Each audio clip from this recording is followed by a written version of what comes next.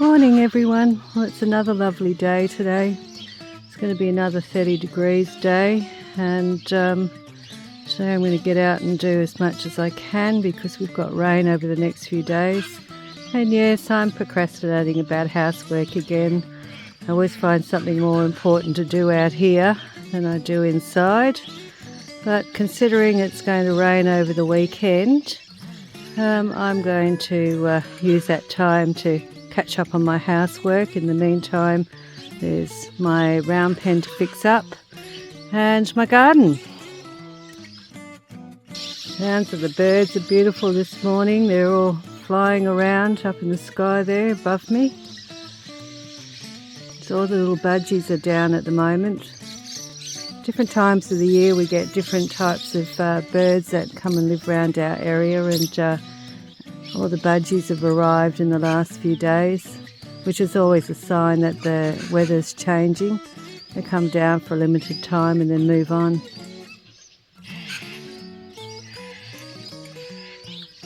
And I did a fair bit of reading last night about oat and hay, and so today I've got it soaking. I'm leaching out all the sugars and the starch at the moment, and I've put a bag of hay soaking in some water for about an hour. Then I'm going to hang it out. I don't expect these two are going to love it, but I have to get the sugar and the starch out of it, and then at least I can still use it and not waste a whole big bale of hay. And I'll stick it out in the round pen. I think that will just help me when I'm doing a bit of grooming and stuff with Billy. So that's what my plan is today.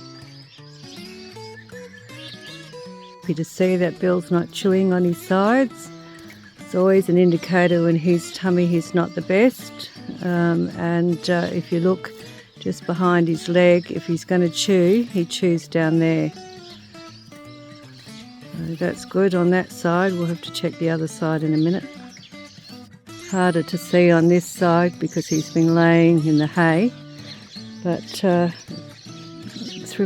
just without the camera, I can see that he hasn't done any recent chewing at his sides, which is really good because it means that whatever we're doing is working, and gives me hope that I'll be able to ride him. I'm going to do some training on him today if I get the chance after I've fixed up the round pen. And I'm looking forward to it. I didn't think I was going to do any more riding. My lower back's absolutely stuffed today from moving heavy pallets around a couple of days ago. But I'm still determined, to get myself organised. I use a bitless bridle on him anyway, so I'm not worried about his mouth in terms of having a bit in there. But I would like to do some basic groundwork and eventually build up again to riding. I really miss not horse riding, and he's the perfect horse for me to ride. He's my baby and I trust him, and I think that's a big deal when you're older, is you've got to be able to trust your horse. If not, riding becomes scary, and I know that Bill will look after me. And that's really important, especially no matter really what age you are, but particularly as you get older, you don't bounce as well as I used to anyway. I don't bounce very well at all anymore. Thinking of horse riding and riding brumbies and brumbie crosses back in the day, I think my all-time favourite story for riding a brumbie cross was a horse named Cisco.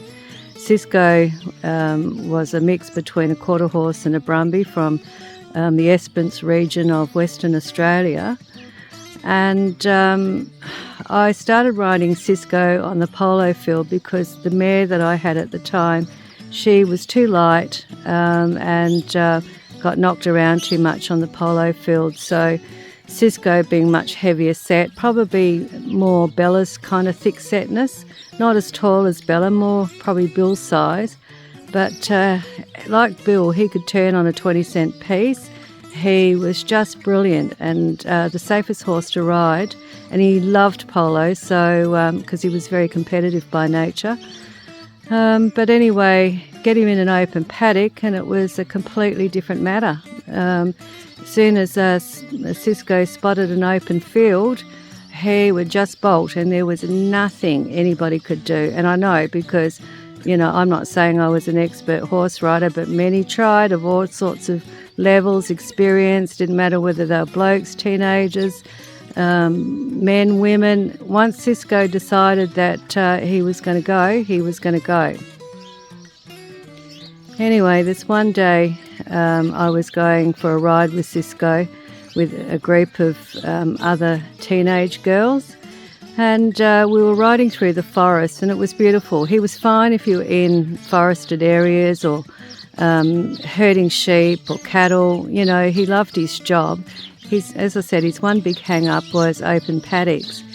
Anyway, as we started to get towards the clearing, I said to everyone, please don't gallop off because I won't be able to hold Cisco. And, at first everyone was like, yeah, Roz, we won't gallop off. But anyway, we got to the clearing, and of course, everyone said, let's just go for a bit of a canter. And I said, thanks a lot, because everyone knows I can't hold Cisco. And they said, oh, he'll be fine. He's been good the whole way through the ride. Anyway, the paddock, the open paddock was probably about 100 acres of open pasture before you got to the fence line. And so everyone else took off. I tried to hold Cisco in, and we had a huge battle. I circled him, I fought his head, tried everything I could in my power. In the end, we looked like a Lipizzaner horse. He was on his hindquarters, leaping into the air constantly on his back feet, trying to get his head. I stupidly had my fingers down as close as I could into his bit, trying to hold his head in, because some fool had told me that a horse can't throw their legs past their nose.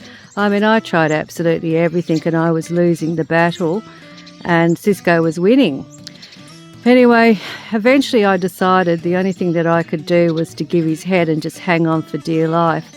So that's exactly what I did. I gave him his head, buried myself down into his neck, and Cisco just leapt, and it was like riding a bloody train. He's just accelerated at a speed that I'd never been on a horse before, and he was so fast that within about 100 metres, not only had he caught up all the other horses that were galloping, he passed them, and he never slowed. He just got faster and faster and faster. So I put my head down, hung on for dear life, and just went with him, because I realised I couldn't bail off. There was nothing I could do. I couldn't try a one-rein stop on him. Wasn't even game to do that at that speed, and other people had tried in the past and failed with him. So I thought the only safe thing for me to do was just to keep going. And anyway, Cisco got faster and faster and faster, and eventually I could see the fence coming in the distance, and I was like, oh my God, is he going to stop, or is he going to keep going through that fence? And look, if you can see approximately my white fence there, and I'm standing probably 30 metres from that fence, it was about the same distance, and we were still at a full gallop when Cisco was approaching that fence, and I was thinking, shit, we're going to go into the fence. But at the last minute, like a true reigning champion, Cisco leapt into the air, chucked his hindquarters underneath him and slid up towards the fence. I just wasn't ready for that. So I went sailing over the top of his head like an acrobat, landed on my feet holding the reins, would you believe? And I just looked at him and I said, you bastard, you tried to kill me. And I was furious. My legs were shaking, my arms were shaking. I was screaming and swearing like a wild girl. But I survived, and so did Cisco. The only problem was we were about 3 or 4 kilometres from home, and I had to walk with him because I wasn't getting back on him that day all the way home. And anyway, that night I was complaining to everyone about the wild ride that Cisco had given me, and my girlfriend's father, who was an experienced horseman, said, oh, you're just exaggerating, I'll take him out on the range tomorrow. So anyway, he took Cisco out, came home that evening, and apologised to me because he said Cisco went round that 5,000 acres and would not stop till he eventually jumped off. He said no matter what he tried, he could not stop Cisco in an open paddock. So that was probably one of my wildest rides over the years. A lot of fun when I think back now, but I was crazy then. I'm not quite as crazy now because my body's older, and I really don't want to have that kind of hair-raising experiences anymore. Another one of my favourite stories is a horse named Chief that I broke in as a teenager under the guidance of a professional horse trainer who I was his off-sider, and he used to take me all over the southwest and southern region of Western Australia, where we would break in brumbies and horses of various kinds and work at thoroughbred studs. A lot of my learning came from back then. But anyway, I was given the job of training up Chief, and one of the things that we didn't really get into in a big way was desensitisation. Yeah, we desensitised them enough to have be ridden and handled, but not the sort of things that you see done today. Anyway, I'd had about a month's rides on Chief, and I decided this one day that I'd go out with the girls on their mares, which was a completely ridiculous thing now that I look back, riding a young colt who was feeling his oats with a bunch of mares. Anyway, I saddled up, and as I was putting my leg over the saddle, I must have just scraped his butt. And anyway, he bucked, and I went flying up into the air, came down and had my foot stuck in the stirrup, but came down hard back into the saddle. So he bucked me sky high again, up I went. And this time I landed on his backside, which really wasn't good, so he bucked even harder again. And as I went up the third time, I thought I'd better get my foot out of that bloody stirrup. And I sailed over the top of his head, and as I was quite the acrobat in my day, still holding the reins and holding on to him. And I thought, shit, well, that was a hell of a trip. Anyway, I calmed him down, got back on, and you wouldn't have known that he tried to buck me off 3 times. And off we went with the mares out into the bush. And look, it was a fairly peaceful ride for a while, but eventually he started to get naughty with the mares, so I kept holding him back, and probably was a stupid move, but there you go. When you're a teenager, you don't always think out the consequences. And the more I held him back, and we got further and further away from the mares to about, I don't know, maybe 200 or 300 metres back away from them. And he wasn't pleased about that. So he decided that he was going to catch those mares back up. So anyway, he did a Cisco on me, leapt into the air on his hindquarters, and this time I didn't bother fighting because I hadn't put that work into his head. I hadn't softened him enough or taught him to bend, so I just let him go. And before I knew it, we were thundering at lightning speed through the bush, and I could see this tree coming ahead, and I thought, he's going to wipe me out on that tree. Anyway, so I put my head down as usual, and while he aimed at the tree, I thought, if you're going to take the tree out, you're going to take yourself out. So all I did was whack my arms around his neck, buried my head into his neck, and just laid as close to his body as I could. And at the last minute, he swerved and then made his way straight to the mares, put on the brakes. This time I stayed on because I learnt from Cisco how to sit out a fast stop. And then he behaved and walked nicely the rest of the way home. So lesson to me was, desensitise your horse, Ros, first so you don't get bucked off, and don't be stupid and ride an amorous young colt with a bunch of mares in season. Well, I'm trying to get my watering done this morning and videoing horses at the same time. Always juggling things.